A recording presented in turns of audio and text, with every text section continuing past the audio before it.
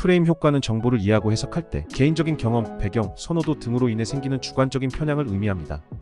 이는 비즈니스 환경에서 의사결정, 마케팅 전략, 소비자 행동 등에 큰 영향을 미치는 중요한 요소입니다. 오늘은 프레임 효과가 비즈니스에 미치는 영향과 전략적 활용 방안에 대해 자세히 알아보겠습니다. 프레임 효과는 사람들이 주어진 정보를 해석할 때 자신의 경험, 지식, 가치관 등으로 인해 특정한 맥락 안에서 정보를 처리하는 경향을 의미합니다. 이는 개인의 주관적인 편향으로 인해 동일한 정보라도 다르게 이해하거나 해석할 수 있다는 것을 의미합니다. 프레임 효과는 선택과 이해에 영향을 미치는 강력한 심리적인 요소로 작용하며 비즈니스 환경에서도 중요한 역할을 합니다. 예를 들어보겠습니다. 한국에서는 관절이 아프면 정형외과에 가서 의사에게 검사를 받고 의사의 처방하에 물리치료, 주사 처방, 그 외 심하면 시술이나 수술을 하는 경우도 있습니다. 반면에 호주에서는 비슷한 경우에 바로 의사를 찾기보다는 바로 물리치료사를 찾습니다. 물론 수술이나 시술이 필요한 심각한 경우라면 의사의 소견이나 치료가 필요한 경우가 있을 수 있지만 보통은 피지오를 먼저 찾습니다. 호주에서는 물리치료사가 개원을 할 수 있도록 시스템이 마련되어 있기 때문입니다. 저는 여기서 이 호주의 시스템이 옳고 한국이 그르다고 이야기하는 것이 아닙니다.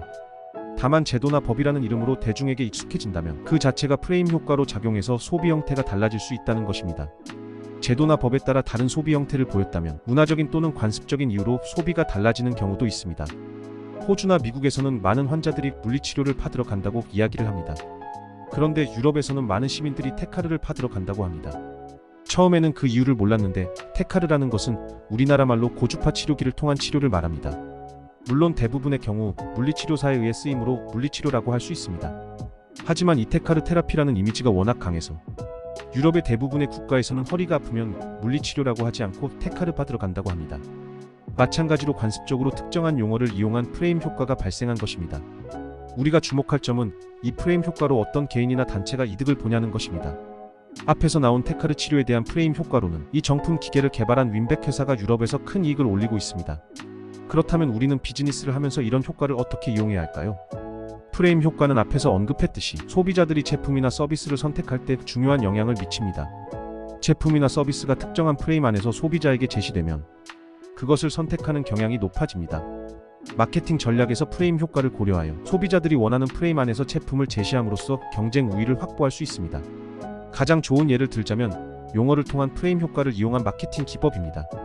몇 년 전까지만 해도 맛을 내기 위한 조미료의 대명사는 미원이었습니다. 조미료가 필요하면 대중들은 조미료라고 하지 않고 미원을 찾았습니다. 미원이 조미료라는 단어를 대체하여 생긴 현상입니다. 우리는 가깝게는 카카오톡에서 그리고 세계적으로는 아이폰에서도 비슷한 맥락의 상황을 보았습니다. 제품이나 서비스 자체의 그 상품의 이름이 대명사가 된 것입니다. 우리가 비즈니스를 하면서 이런 특정 상품의 대명사가 된다면 그 상품은 픽히트를 칠 확률이 매우 높아지게 됩니다. 첫째로는 마케팅 비용을 줄일 수 있고 이런 비용 절감과 함께 시장을 독점할 수 있기 때문입니다. 물론 서비스의 본질적인 면을 통해 고객을 만족시킨다는 전제하에 이런 프레임 효과를 누릴 수 있는 것입니다. 또 다른 흥미로운 예가 있습니다. 얼마 전에 우리나라의 명품 시장이 국민 1인당 소비액으로 봤을 때 세계 2위라는 조사 결과가 나와 세계적으로 관심을 불러일으켰습니다. 갓난아기부터 노인까지 우리나라 전체 인구를 5천만 명으로 봤을 때 1인당 연간 소비액이 약 비와 300불이 넘는다고 합니다.